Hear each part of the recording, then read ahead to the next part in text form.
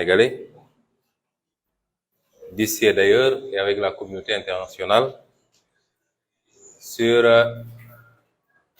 une problématique nationale. Évidemment, il était prévu de faire une déclaration de presse. J'ai expressément demandé à ce qu'on puisse prendre quelques questions, mais vous comprendrez que nous sommes tenus ou astreints par le temps, malheureusement, parce que je devrais me retrouver à l'aéroport au plus tard à 14 heures, puisque je dois me rendre à Ziguinchor tout à l'heure.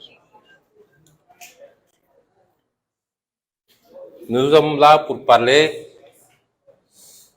d'une affaire qui défraie la chronique depuis quasiment 2 ans maintenant dans ce pays. Une vraie fausse affaire judiciaire, une affaire strictement politique, instrumentalisée par le pouvoir de Macky Sall dans le dessein exclusif d'écarter un candidat qui de loin semble être l'un des mieux placés pour remporter la prochaine élection présidentielle au Sénégal. De quoi est-il question? Vous rappelez qu'il y a 2 ans, presque mois pour mois, puisque l'affaire avait éclaté le 3 février 2021, nous sommes presque à cette même date pour l'année 2023, où une personne avait déposé une plainte contre ma personne pour un prétendu viol et menace de mort. J'avais très tôt dit à tout le monde qu'il s'agissait d'un grossier mensonge, d'un complot, et j'avais immédiatement cité un certain nombre de personnes impliquées dans le complot. Vous conviendrez tous que l'évolution de ce dossier a fini par convaincre tous les Sénégalais, et même la communauté internationale qu'on est en face d'une mascarade, et j'y reviendrai. Mais le président Macky Sall et son gouvernement n'en ont pas démordu. Parce que ce qu'il faudrait comprendre, c'est que plus que tout autre, c'est avec ce dossier-là que le président Macky Sall est en train de jouer son avenir politique. Je veux bien que les gens le comprennent, au niveau national comme au niveau international. L'avenir politique de Macky Sall et de son parti, l'Alliance pour la République, et de sa coalition politique est en train de se jouer avec ce dossier. C'est pourquoi ils n'ont lésiné sur aucun moyen, malgré l'évidence du complot dans ce dossier, malgré l'absence totale de preuves pouvant m'accabler, Macky Sall et son régime se sont agrippés parce qu'ils en font une question de vie ou de mort, au risque même d'embraser le pays.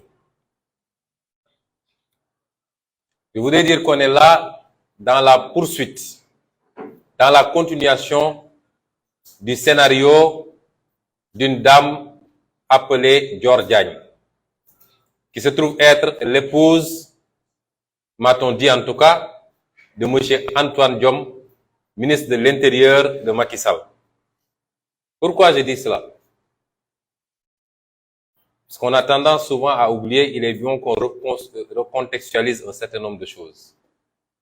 Dès l'éclatement de cette affaire, Madame Dior Diagne avait fait fuiter un SMS dans lequel elle définissait le plan qui était le leur.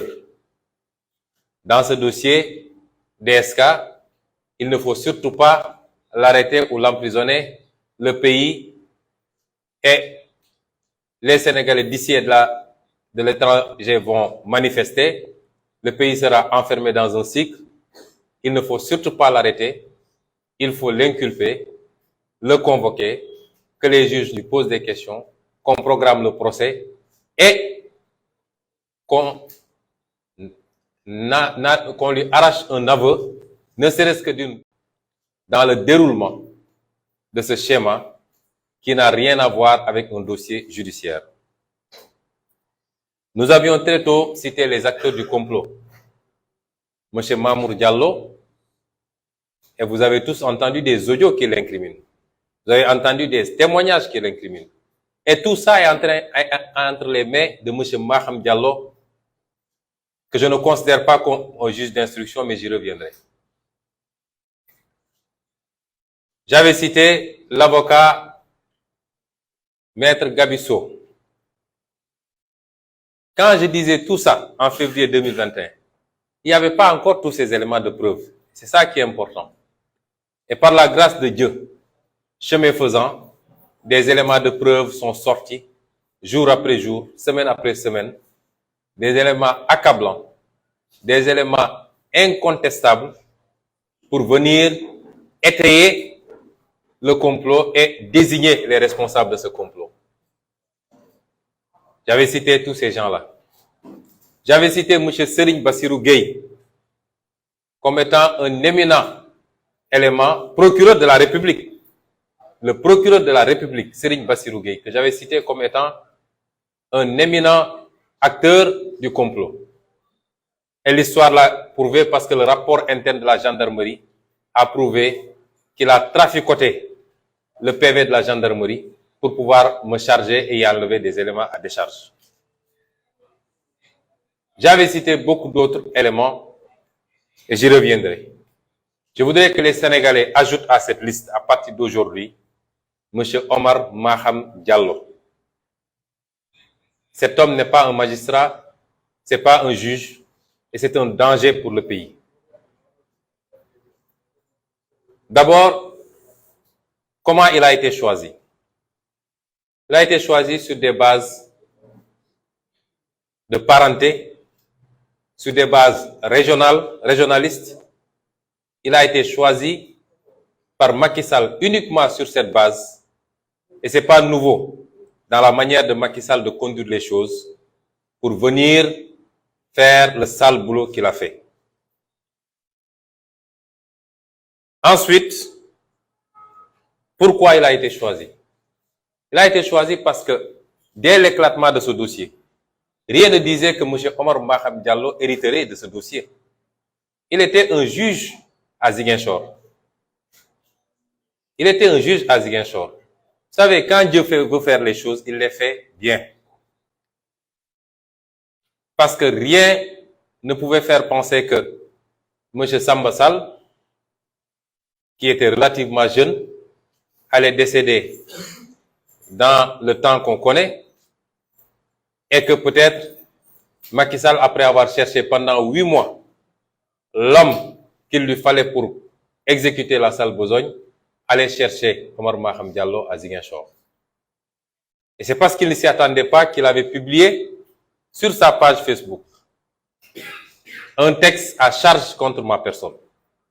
Un texte qui a été écrit par un militant de la paire qui vit, je crois, en France, qui passe tout son temps à dire du mal de moi et qui se trouverait être son beau-frère. Et un juge astreint à un certain nombre d'obligations, particulièrement dans un dossier en cours en justice, ce juge-là s'est permis de publier sur sa page Facebook un texte à charge qui me condamnait et qui m'envoyait même directement en prison.